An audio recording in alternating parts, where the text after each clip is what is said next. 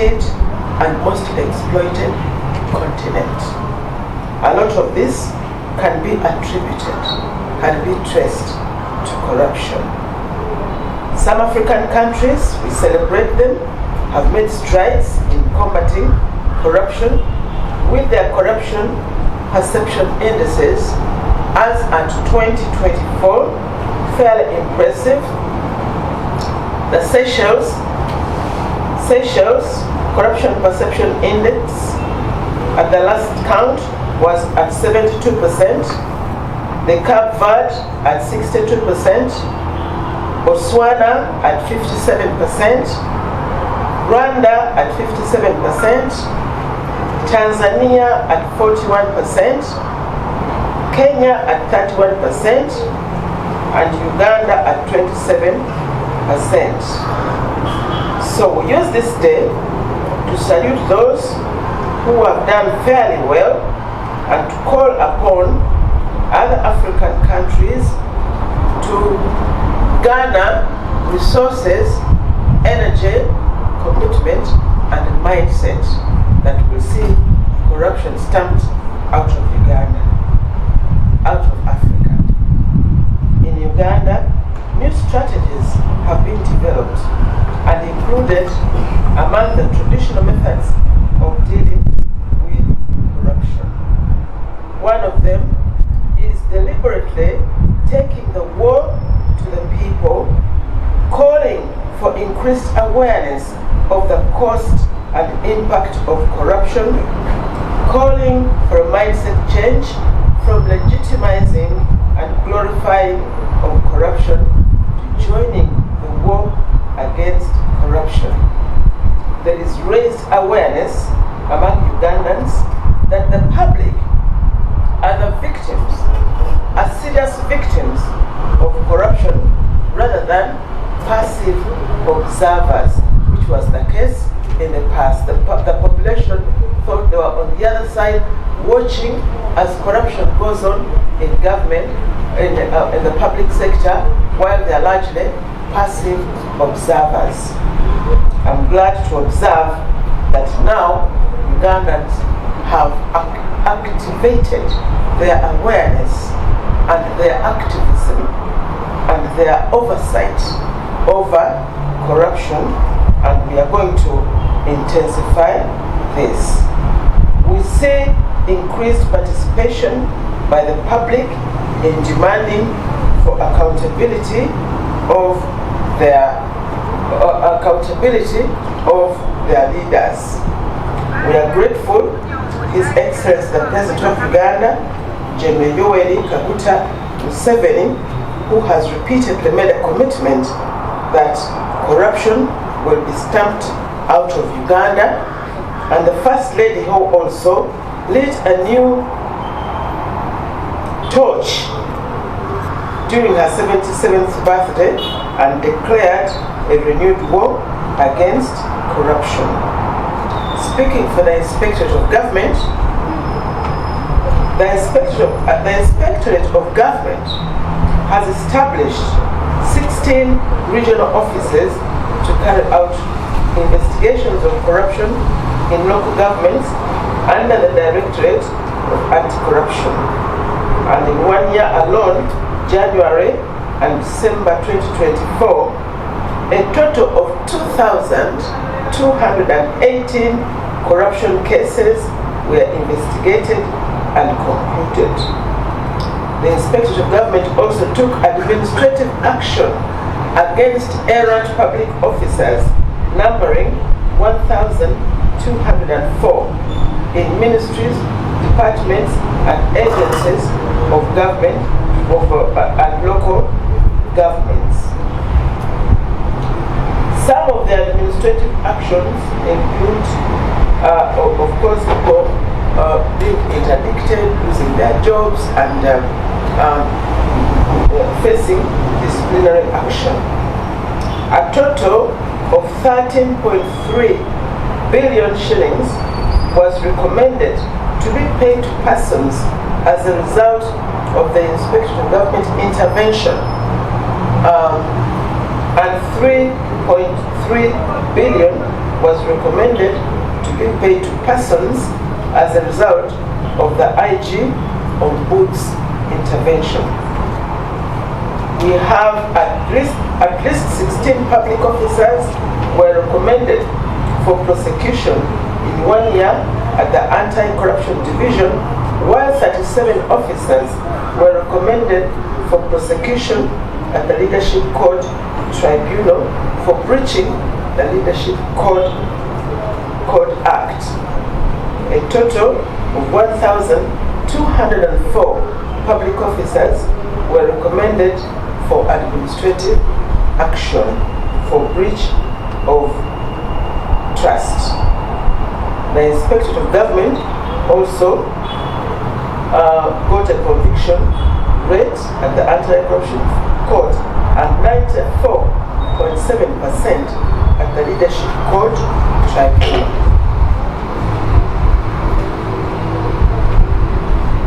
In 1 year, we recovered a total of nearly 7 billion from proceeds of corruption, while the rest is still work in progress being recovered. The Inspector of Government inspected over 1,200 government projects and carried out 53 spot checks. The Directorate of Ethics and Integrity in the Office of the President established an interagency forum where all anti-corruption agencies meet up for better coordination of our work. In execution of their mandates, member institutions work in collaboration with each other to implement complementary accountability programs and anti-corruption actions to improve service delivery and achieve national development goals. The strategic partnerships under the Interagency Forum have promoted efficiency and created synergies to share information as well as avoid overlaps and duplication of work by anti-corruption agencies. The Inspector of Government, or Uganda, through the Inspector of Government, is a member of various international bodies, which includes the East African Association of the Anti-Corruption Authorities, where Uganda currently holds the presidency of that association. Asset Recovery Interagency Network for Eastern Africa, and the AU Advisory Board Against Corruption, the Intergovernmental Agency for Development, Africa Association of Anti-Corruption Authorities, among others. So Uganda and Africa work together through these partnerships to further enhance our commitment to achieve the goals of the African Union through the establishment of this Anti-Corruption Day to be commemorated by all African countries. All these collaborations are beneficial in prevention of corruption and tracing and recovery of assets within the region and beyond. So what's the way forward? To eliminate corruption, the Inspectorate of Government has committed to mobilize citizens to own the war against corruption and to take the lead against corruption. You know the best war is always a people's war, a people's protracted war, always a war that must be won. To achieve this, the IG has purposed to co-opt all Ugandans by enhancing public awareness about the cost and pain of corruption to stimulate the wananchi to fight corruption, to despise it, to detest it, and to reject it. The IG is thus mobilizing citizens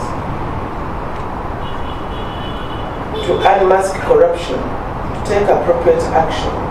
Under this approach, we are training citizens within their respective spaces to be ambassadors of anti-corruption, to identify all forms of corruption and expose it rather than being bystanders. It is very important that all citizens are mobilized for a mindset change, because one of the biggest promoters of corruption is the mindset of the citizens that largely condones or even glorifies corruption. You know, fellow citizens, that in Uganda here, when somebody becomes rich quickly, he's glorified.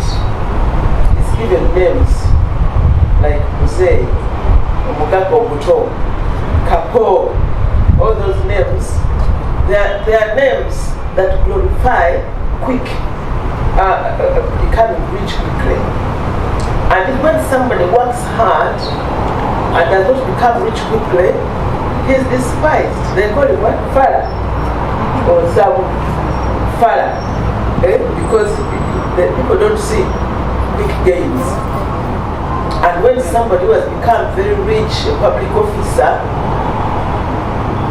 and we take him on, and we want to take him to court or charge him, it is the very public that come out to fight for that person with the threats of withdrawing political support from whoever is doing that. They escort him to show solidarity. When we take him to court, the court is full by the villagers and the church and the entire community to show solidarity with the person whom the IGG has said, I have evidence against this person and I'm taking him to court. The rest of society just rally behind this person to show solidarity, and they threaten to withdraw political support. That is the mindset that condones and glorifies corruption. We want to change that mindset. I'm speaking to Ugandans on this Africa Anti-Corruption Day. The mindset should be, please explain to us how you acquired that wealth. That is what oversight, that is what demanding for accountability calls for, not supporting blindly. Most Ugandans have understood that drug shortages in hospitals, poor infrastructure, and poverty, among others, happen because some people entrusted with public resources embezzle them, the same resources that are being used to improve the livelihood of the citizenry. To popularize this approach, the IG is using and will intensify awareness of the public through the media, and we call upon you, the media and other Ugandans.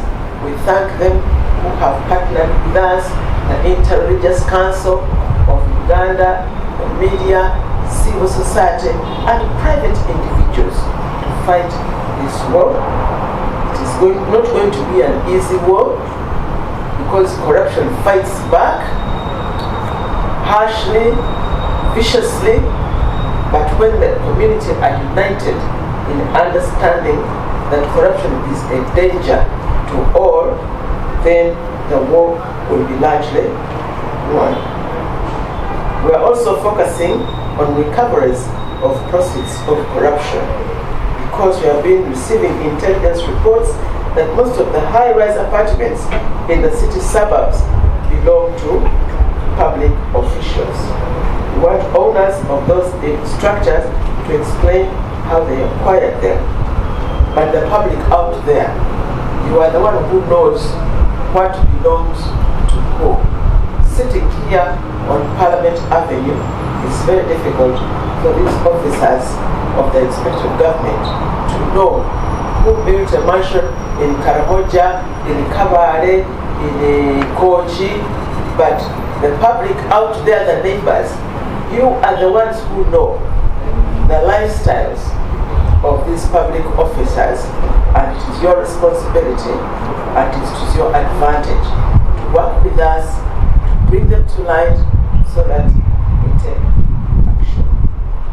There's a lot of syndicated corruption going on in government space, and people know it, especially the low and middle rank public officers. They know so much that goes on. They know all the channels and all the outlets of public resources, but they choose to either keep quiet or participate in sharing the resources. We call upon you to join the war by exposing all these channels, all these outlets of public resources. As a clarion call, we implore all citizens to hold their leaders accountable by questioning the source of wealth from which they acquire multi-billion properties. When you cannot measure them against their known sources of income.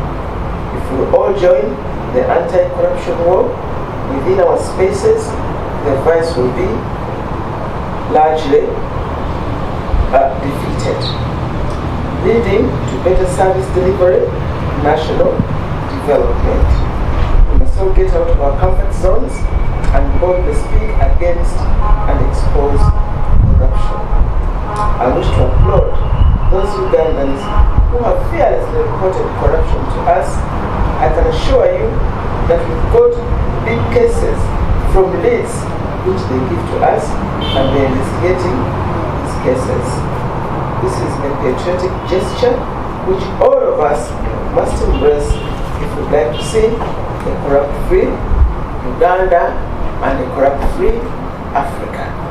I salute my colleagues all over Africa who are standing on a podium like this, like me, and rallying all their citizens to join the war against Africa. And if we all say no to corruption, Africa will be indeed a wonderful garden of Eden for us to live in. Thank you for your attention. Thank you, Hon Beti.